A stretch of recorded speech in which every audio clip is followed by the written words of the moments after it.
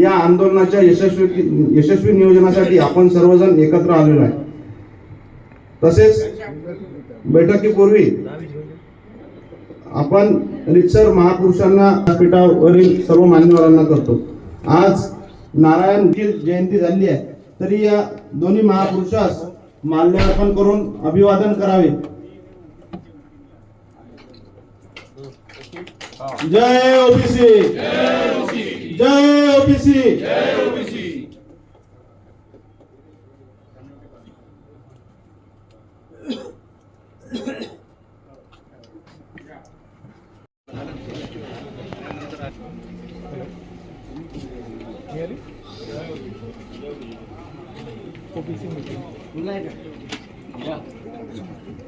विनोद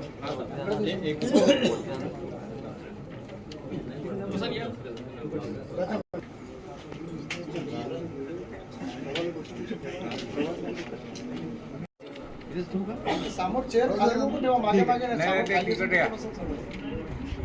विनोद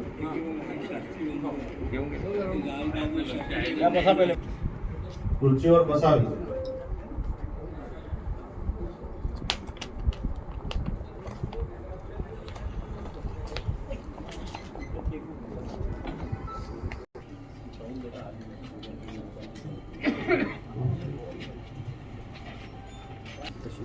अरे वाह, corner photo ना।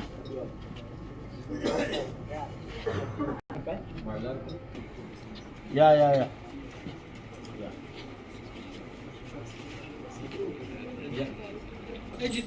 हो, एका आंदोलनाच्या नियोजनासाठी नसून ओबीसी समाजाचा जनगणनेत स्वतंत्र व स्पष्ट बळ मिळावे या अत्यंत महत्त्वाच्या विषयासाठी आयोजित करण्यात आले।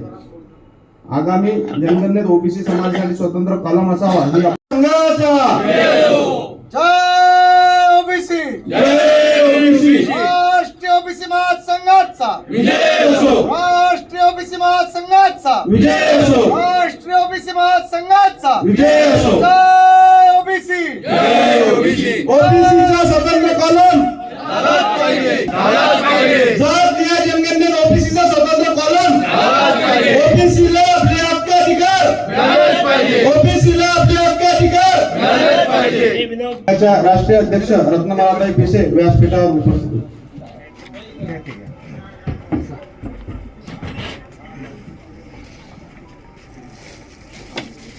बंधू भगिनींनो, जनगणना म्हणजे केवळ लोकसंख्या आर्थिक धोरणाचा आधार असतो। ओबीसी समाजाची स्वतंत्र व अचूक लोकसंख्या समोर ओबीसीची स्वतंत्र नोंद तसेच कॉलम हा समाविष्ट झालाच पाहिजे। तर या ठिकाणी जे आपण निर्धार केलेला आहे की राष्ट्रीय ओबीसी महासंघाच्या वतीने आगामी हिवाळी भव्य ठिय्या आंदोलनाच्या नियोजनार्थी बैठक आहे। नियोजनातील बैठकीतील प्रमुख विषय आहेत रामलीला मैदानावरची ठिय्या आंदोलनाची तारीख व कालावधी, 5 दिवसाच्या सुट्ट्या काढून ठेवून द्या। रेडी का? रेडी सर, ओबीसीची राज्यव्यापी राष्ट्रीय ओबीसी महासंघाची राज्यव्यापी बैठक आहे। काय चर्चा झालेल्या आहे आणि महत्वाचा निर्णय झाला तो काय झालेला आहे? आजची ही जी राष्ट्रीय ओबीसी महासंघाची महाराष्ट्र राज्याच्या पदाधिकाऱ्यांची आणि हितचिंतकाची समविचारी संघटनाची बैठक या ठिकाणी आयोजित केलेली आहे। या बैठकीमध्ये चर्चेचा प्रमुख जो मुद्दा आहे की 2016 पासून, त्यापूर्वी होती पण 16 पासून जेव्हापासून राष्ट्रीय स्तरावरती राष्ट्रीय ओबीसी महासंघाने काम केलं तेव्हापासून पहिली मागणी आमची राहिलेली आहे की होऊ घातलेल्या जनगणनेमध्ये ओबीसी समाजाची जातनिहाय जनगणना करण्यात यावी। ही सातत्याने मागणी आम्ही केंद्र सरकारकडे मांडत होतो, आग्रह धरत होतो। आता सरकारने जे घोषणा केलेली आहे की पहिल्या टप्प्यामध्ये त्यांनी सांगितलं होतं की दुसऱ्या टप्प्यामध्ये आम्ही करणार, पण दुसऱ्या टप्प्याची 14 ऑगस्टला जेव्हा नोटिफिकेशन निघालं त्या नोटिफिकेशन मध्ये SC ST नंतर फक्त जातीचा कॉलम टाकलेला, म्हणजे जातनिहाय जनगणना करणार असं केंद्र सरकारचं म्हणणं आहे।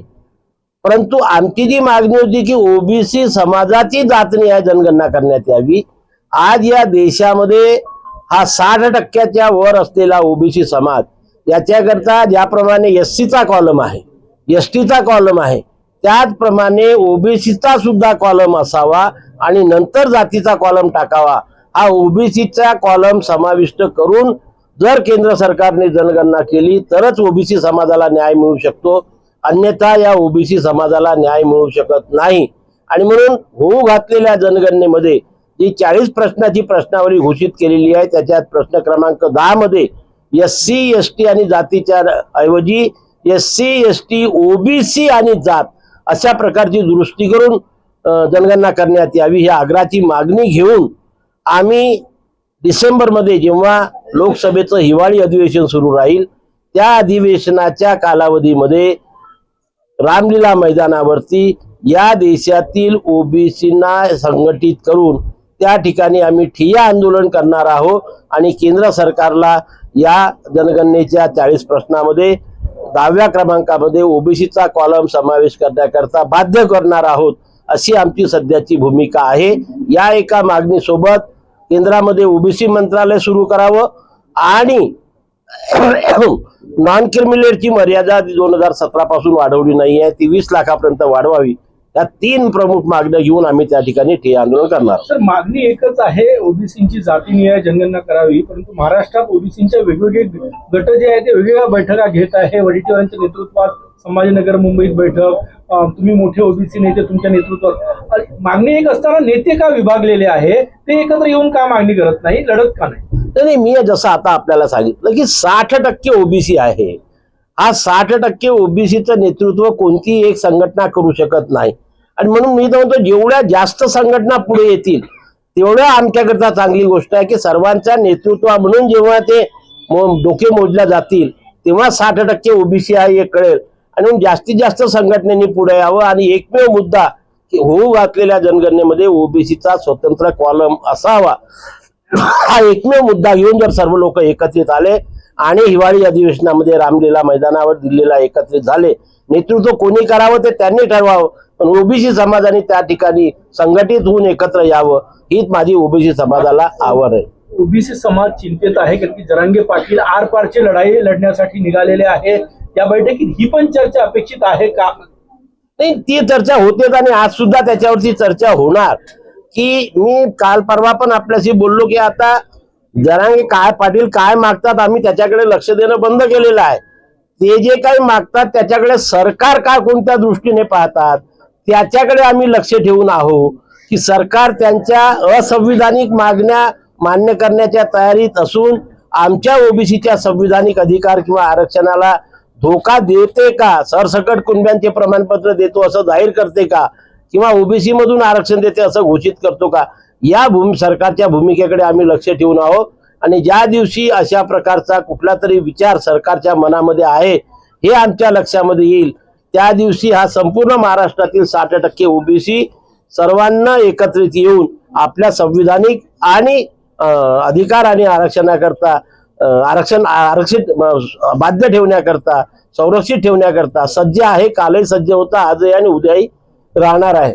मराठा वंशावळ समितीला 1 वर्षाची पुन्हा मुदतवाढ देण्यात आलेली आहे. अरे मुदतवाढ की आतापर्यंत किती वेळा मुदतवाढ झाली आणि काय साध्य झालेलं आहे?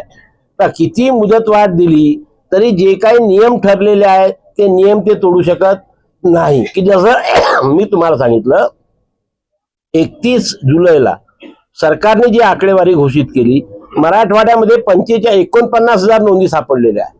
49,000 बाकी उर्वरित महाराष्ट्राचा आणि या आंदोलनाचा काही संबंध नाही आहे. आणि आणखी शोधून किती सापडणार. आणि त्या 49,000 नोंदीच्या अगेन्स्टमध्ये 3,11,000 प्रमाणपत्र निर्गमित केले. पण व्हॅलिडिटीसाठी किती लोकांनी अर्ज केले? 20,000. दिली किती लोकांना? 15,000. शेवटी व्हॅलिडिटी करता जे आवश्यक कागदपत्र आहे ते कागदपत्र जोपर्यंत संबंधित व्यक्ती संबंधित अधिकाऱ्याकडे सादर करणार नाही तोपर्यंत त्याची व्हॅलिडिटी होऊ शकत नाही. आणि व्हॅलिडिटीचा नियम केंद्र सरकारचा आहे, तो बदलणार नाही. आणि म्हणून ह्या सर्व याच्याकडे राज्यामध्ये आम्ही लक्ष ठेवून आहोत, देशामध्ये सुद्धा आहे. म्हणून या हिवाळी अधिवेशनामध्ये दिल्लीला जो आमचा ठिय्या आंदोलन होणार आहे याच्यावर देशव्यापी विचार करण्याकरता 20 सप्टेंबरला हैदराबाद येथे आमची देशव्यापी बैठक आहे. आणि त्या बैठकीमध्ये सुद्धा या डिसेंबरमध्ये होऊ घातलेल्या ठिय्या आंदोलनाचं नियोजन देशव्यापी आम्ही त्या ठिकाणी करणार आहोत. थँक्यू. धन्यवाद. जय ओबीसी